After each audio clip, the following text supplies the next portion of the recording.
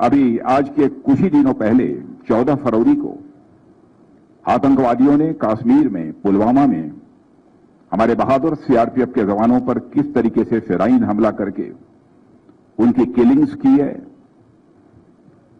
इसकी भी आपको ही नहीं बल्कि सारी दुनिया को जानकारी है।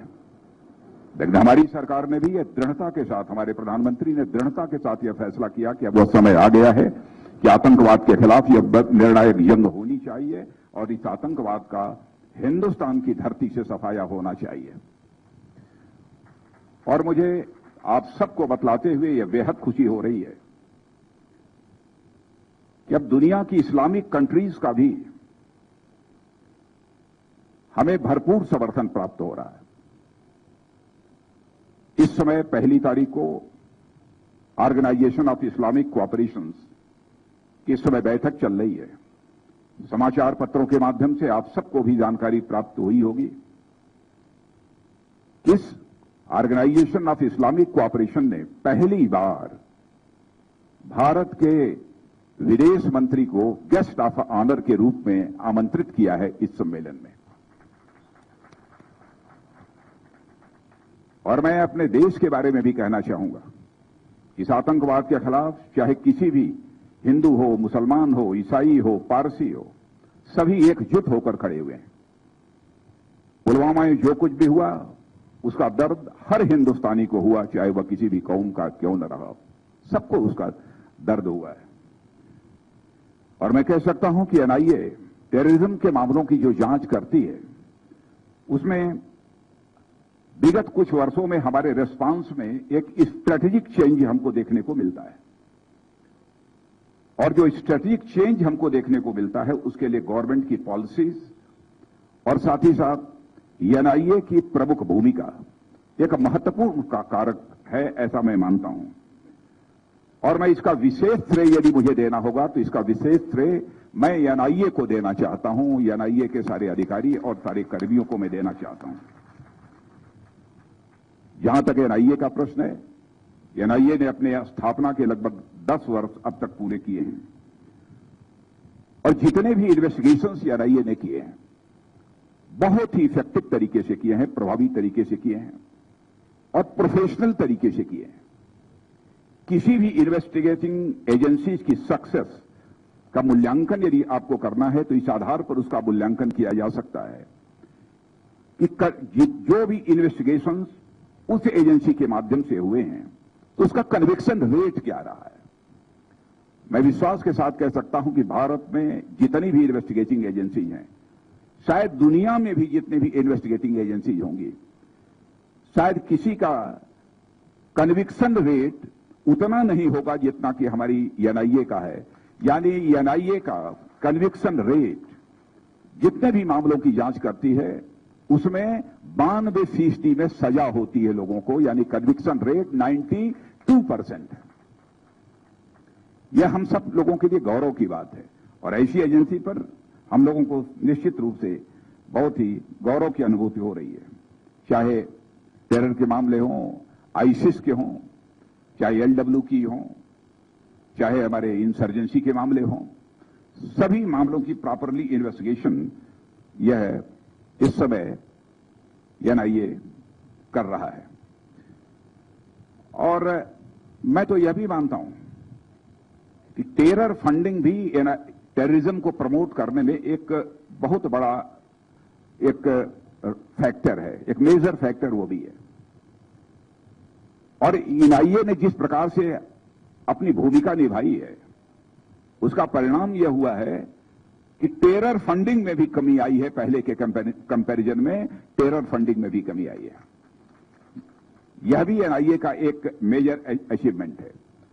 फेक इंडियन करेंसी नोट्स, आंकड़े उठाकर दी, कोई पहले से लेकर आज तक सारे आंकड़े देखे तो एनआईए की भूमिका के कारण और साथ ही साथ अन्य बहुत सारी सेंट्रल और स्टेट जो हमारी एजेंसीज हैं, हमारी जो फोर्स है, इन सब के मिले जुले जो भी प्रयास रहे हैं, जो भी प्रयत्न रहे हैं, उसका परिणाम यह रहा है कि एफआईसीएन का भी सर्कुलेशन, उसकी भी आमद भारत में पहले की अपेक्षा बहुत ही कम हुई है।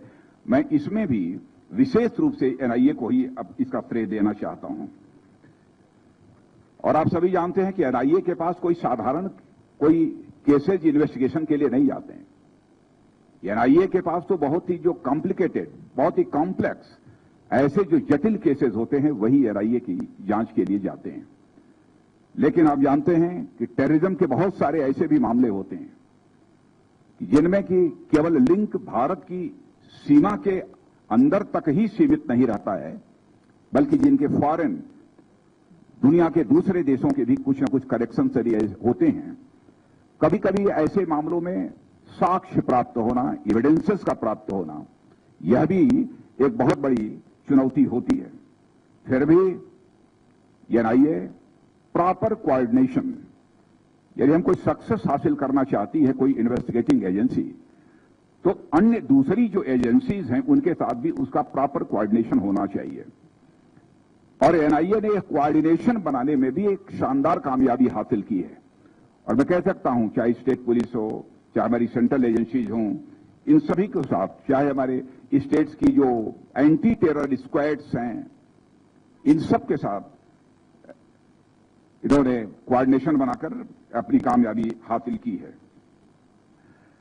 अब जैसा मैंने कहा कि यदि किसी मामले में इंटरनेशनल कनेक्शंस होते हैं तो एविडेंसेस को इकट्ठा करने में बहुत बड़ी प्रॉब्लम होती है। लेकिन मैं देख रहा हूं कि एक ऐसी स्किल एनआईए अपने अंदर डेवलप कर रहा है, चाहे केस कितना भी जटिल क्यों न हो, चाहे कितना भी कॉम्प्लिकेटेड केस क्यों न हो, उसमें हमको कामयाबी मिलनी चाहिए। इस चुनौती को किसी इन्वेस्टिगेटिंग एजेंसी ने स्वीकार किया है तो हमारी एनआईए ने उस चुनौती को स्वीकार किया है। और मैं पूरी तरह से आश्वस्त हूं कि यह कामयाबी हमारे एनआईए को निश्चित रूप से हासिल होगी। जिस मिनिस्ट्री ऑफ होम अफेयर्स जो दायित्व हमारे ऊपर है, मैं तो बराबर अपने अधिकारियों को भी कहता रहता हूं, गृह सचिव से लेकर, यदि कहीं पर इस इन्वेस्टिगेटिंग एजेंसी के द्वारा कोई मांग होती है तो उसमें किसी भी प्रकार की कमी मिनिस्ट्री ऑफ होम अफेयर्स के द्वारा नहीं होनी चाहिए, बल्कि भरपूर सहयोग इसमें प्राप्त दिया जाना चाहिए, और वह दिया जा रहा है। जैसे अभी हाल में ही आईएसआईएस के रिसर्च के लिए भी एनआईए में एक रिसर्च सेल स्थापित करने की भी हम लोगों ने स्वीकृति दे दी है। और इतना ही नहीं, इफेक्टिव इन्वेस्टिगेशन और सुपरविजन के लिए भी एनआईए की डिमांड थी कि हमको कुछ और पोस्ट हमारे लिए सैंक्शन की जानी चाहिए। तो लगभग 100 ऐसे नई पोस्ट भी एनआईए के लिए हम लोगों ने स्वीकृत की है। इन सब सारी चीजों के लिए चाहे कोई भी एजेंसी हो, इस बात की आवश्यकता होती है उस एजेंसी के पास एक प्रॉपर ऑफिस का इंफ्रास्ट्रक्चर होना चाहिए। साथ ही साथ उस एजेंसी में काम करने वाले अधिकारियों और दूसरे जो पर्सनल्स होते हैं उनके लिए रहने के लिए भी समुचित व्यवस्था होनी चाहिए। क्योंकि आप जानते हैं कि प्रॉपर इंफ्रास्ट्रक्चर किसी भी सिस्टम के पास यदि होता है तो स्वाभाविक रूप से उससे काम करने की क्षमता उसकी बढ़ जाती है। इसलिए इंफ्रास्ट्रक्चर डेवलपमेंट भी एनआईए का बड़ी तेजी के साथ हो रहा है। आज आपने देखा कि यहां पर हैदराबाद में ऑफिस और रेजिडेंशियल कॉम्प्लेक्स दोनों का हम लोग आज यहां पर उद्घाटन कर रहे हैं, लोकार्पण कर रहे हैं। वहीं पर गुवाहाटी का भी, यहीं से गुवाहाटी के भी कार्यालय और साथ ही साथ वहां के रेजिडेंशियल कॉम्प्लेक्स आवासीय परिषद का भी यहां से उद्घाटन हो रहा है। और इसके अतिरिक्त भी जैसा बतलाया है डायरेक्टर एनआईए ने कि कोच्चि में, जम्मू, रायपुर, मुंबई में भवन के निर्माण तो चल ही रहे हैं। कलकत्ता में भी एक रेडी बिल्ट ऑफिस भी परचेज करने के लिए लगभग 175 करोड़ रुपए मिनिस्ट्री ऑफ होम अफेयर्स के द्वारा भी स्वीकृत किए जा रहे हैं। मैं तो अंत में यही कहना चाहूंगा कि एनआईए को और बेहतर काम करने के लिए, इसकी एफिशिएंसी को, इसकी स्किल को डेवलप करने के लिए मिनिस्ट्री ऑफ होम अफेयर्स के द्वारा जिस भी प्रकार की सहयोग की आवश्यकता होगी वह पूरी तरह से हम वह सहयोग मुहैया कराएंगे। आज जिस हैदराबाद में हम खड़े हैं, मुझे याद आता है कि हैदराबाद में जो ट्विन ब्लास्ट हुआ था 2013 में, उस ट्विन ब्लास्ट में भी एनआईए ने इन्वेस्टिगेशन करने में कामयाबी हासिल की थी। यदि मैं पूरी फहरिस्त आपके सामने मैं पेश करूं तो एक लंबी फहरिस्त है ऐसे जटिल केसेस की जिसमें कि एनआईए ने कामयाबी हासिल की है। और हमारी तो कोशिश यह भी रहती है जितने भी हमारे बेस्ट अवेलेबल टैलेंट्स हैं वह एनआईए को दिए जाने चाहिए, क्योंकि आज यदि एनआईए की कन्विक्शन रेट 92% है तो हमारी दिली ख्वाहिश है कि यह तो 100% कन्विक्शन रेट पहुंचनी चाहिए। इस प्रकार की इन्वेस्टिगेटिंग एजेंसी के रूप में एनआईए खड़ी हो। आज के इस अवसर पर मैं आप सभी को अपनी हार्दिक शुभकामनाएं देता हूं और एनआईए से जुड़े हुए जितने भी हमारे अधिकारी हैं, जितने भी हमारे अन्य कर्मी हैं, पर्सनल्स हैं, उनको भी और उनके परिवार के सदस्यों को भी अपनी हार्दिक शुभकामनाएं देता हूं।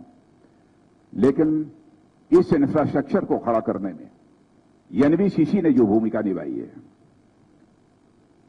उस एनबीसीसी की भी मैं सराहना करता हूं। और मैंने देखा है कि चाहे हमारे पैरामिलिट्री फोर्सेस में, चाहे हमारे सीआरपीएफ हो, सीआईएसएफ हो, बीएसएफ हो, किसी भी ऑर्गेनाइजेशन के इंफ्रास्ट्रक्चर को खड़ा करने की बात आती है तो सामान्यतः सबके जुबान से एक ही बात निकलती है, साहब एनबीसी से बेस्ट और कोई दूसरी एजेंसी नहीं हो सकती। और मैंने कई मामलों में देखा है कि एनबीसीसी ने समय से पहले काम पूरा किया, समय से पहले काम पूरा किया। नहीं तो कभी कभी कोई एजेंसी काम करना प्रारंभ करती है, कंस्ट्रक्शन एजेंसी, तो 1 साल में जो काम पूरा होना चाहिए वह 3 साल में पूरा करती है। मैंने ऐसे 3 प्रोजेक्ट्स का उद्घाटन किया है जिसमें कि एनबीसीसी ने समय से 3 महीना पहले, 2 महीना पहले, 6 महीना पहले काम को पूरा करके हैंडओवर किया है। एनबीसीसी के अधिकारियों को भी और मिस्टर नीलेश शाह को भी और साथ ही साथ उनके पूरे ऑर्गेनाइजेशन को भी बधाई देता हूं और पुनः आप सबको शुभकामनाएं देते हुए अपना निवेदन समाप्त करता हूं।